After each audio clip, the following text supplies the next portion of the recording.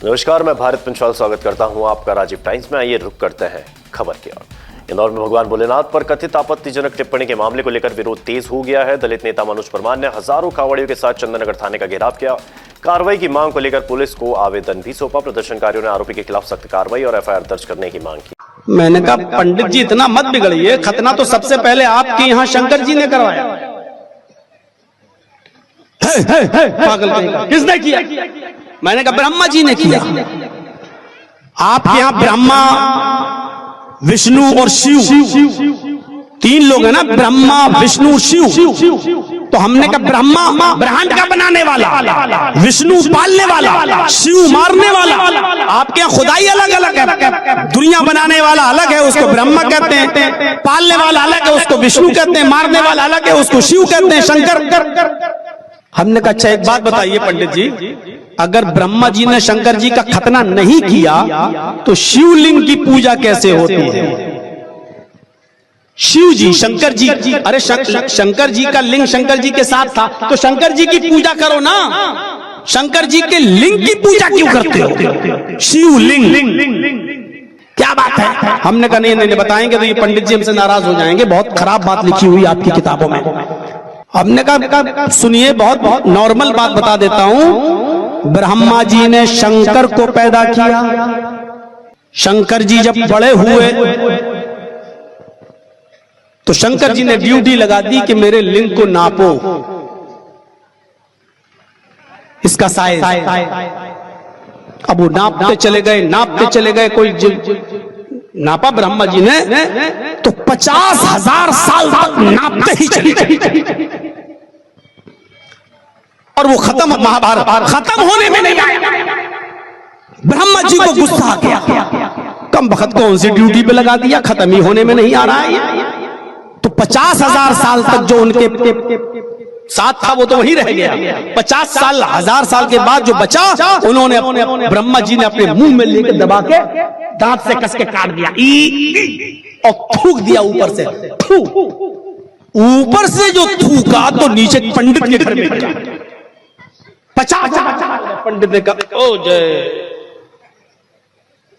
ओम नमः शिवाय। उस दिन से शंकर जी के लिंग की पूजा हो रही। चैनल भगवान भोलेनाथ पर कथित आपत्तिजनक टिप्पणी को लेकर इंदौर में विरोध प्रदर्शन किया गया। दलित नेता मनोज परमार ने हजारों कांवड़ियों के साथ चंदननगर थाने पहुंचकर घेराव किया। प्रदर्शनकारियों ने वायरल वीडियो की गई टिप्पणी को लेकर नाराजगी जताई और आरोपी के खिलाफ कड़ी कार्रवाई की मांग की। मनोज परमार ने कहा है कि कथित टिप्पणी से हिंदू समाज की भावनाएं आहत हुई है। उन्होंने पुलिस प्रशासन से मामले में एफआईआर दर्ज कर कार्रवाई की मांग की है। इस दौरान नेत्र पवित्र सेवा के संस्थापक नितिन दास के सानिध्य में कांवड़ यात्रियों ने प्रदर्शन किया। प्रदर्शनकारियों का कहना है कि जल्द कार्रवाई नहीं हुई तो आगे बड़ा आंदोलन और अनिश्चितकालीन धरना प्रदर्शन किया जाएगा। मनोज परमार ने बताया कि रविवार को 1000 कांवड़ियों के साथ प्रदर्शन किया गया है और अगले सोमवार को 5000 से अधिक कांवड़ियों के साथ एसपी कार्यालय और थाने का घेराव करने की चेतावनी दी गई है।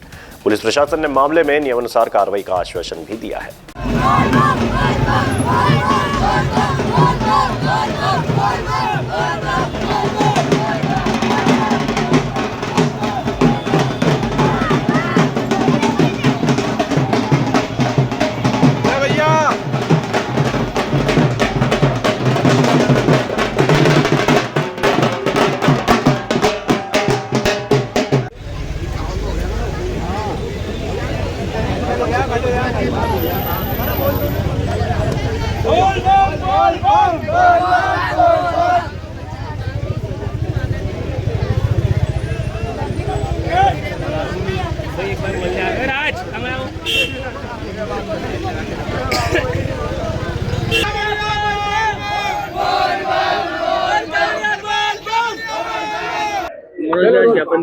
मौलाना जर्जिस अंसारी के द्वारा अपनी तकरीर जो होती है, मौलाना द्वारा जो तकरीर दी जाती है, उसमें हमारे आराध्य, हमारे परमपिता परमेश्वर भगवान भोलेनाथ महाकाल को लेकर अनर्गल टिप्पणी की गई, अभद्र टिप्पणी की गई। उन्होंने ऐसे शब्दों का इस्तेमाल किया है जो मैं मंच पर नहीं साझा कर सकता हूं, माइक पर साझा नहीं कर सकता हूं, किंतु उसने, मैं कम शब्दों में बताना चाहूंगा कि उनने भगवान भोलेनाथ का खतना होना बताया है। उसने यह कहा है कि भगवान भोलेनाथ का जो लिंग है वो 50,000 साल तक लंबा होता रहा और भगवान ब्रह्मा जी ने मुंह से उसे काट कर जो है भगवान भोलेनाथ का खतना किया। तो ऐसे अभद्र टिप्पणी से, अभद्र वाक्यों से, अश्लील वाक्यों से हमारे हिंदू समाज के धार्मिक श्रद्धालुओं की भावनाओं को ठेस पहुंची है। ऐसे जर्जिस अंसारी, ऐसे मौलाना के खिलाफ कठोर कार्रवाई को लेकर आदरणीय नित्य पवित्रम सेवा संस्थान के संस्थापक श्री श्री 1000 महामंडलेश्वर श्री नितिन दास जी महाराज के सानिध्य में सभी कावड़ यात्री जो है थाना हमारे चंदन नगर पे आए थे और यहाँ पर जो अपना आक्रोश प्रदर्शन किया और मौलाना के खिलाफ कठोर कार्रवाई के लिए आवेदन दिया है। उन्होंने तत्काल एफआईआर दर्ज करने का हमें आश्वासन दिया है ताकि हम कावड़ यात्रा को आगे बढ़ा सके। एफआईआर नहीं होगी तो क्या करेंगे? एफआईआर नहीं होगी तो हम दोबारा आंदोलन करेंगे और बड़ा आंदोलन करेंगे। आज तो छोटी कावड़ यात्रा है, आज 1000 लोगों की कावड़ यात्रा है, अगले रविवार की, अगले सोमवार की हमारी 5000 लोगों की कावड़ यात्रा है। 5000 लोगों के द्वारा इस थाने का या एसपी कार्यालय का हम घेराव करेंगे अगर एफआईआर दर्ज नहीं हुई और मौलाना की गिरफ्तारी नहीं हुई तो। हम धर्म के खिलाफ, हमारे हिंदुत्व के खिलाफ, हमारे सनातन के खिलाफ, हमारे आराध्य के खिलाफ, हमारे सनातन संस्कृति के जो पुरोधा हैं, जो हमारे देवी देवता हैं, इनके खिलाफ किसी भी प्रकार की अभद्र टिप्पणी बर्दाश्त नहीं करेंगे। यूपी का योगी बाबा के बाद भी मौलाना का हर बात योगी जी अपने स्तर पर हिंदुत्व का झंडा उठाते हैं, हम अपने स्तर पर अपना झंडा उठाते हैं हिंदुत्व का। देखो वहां पर अपनी आस्था को ठेस पहुंची है, वो उनको जब आवेदन देना, कार्रवाई करना वो उनका विषय। किंतु हमने जब मीडिया में देखा, कल आज सवेरे जैसे ही हमने उस मीडिया में देखा, मौलाना की तकरीर को सुना तो हमारे को गुस्सा आया। हमारे गुरुजी ने बोला अभी तत्काल एफआईआर दर्ज कराना। हम गुरुजी के सानिध्य में तत्काल एफआईआर दर्ज कराने के लिए थाना चंदन नगर में आ गए। बंद कमरे में आएंगे, क्या मुलाकात हुई, क्या आश्वासन दिया पुलिस? उन्होंने बोला तत्काल एफआईआर दर्ज।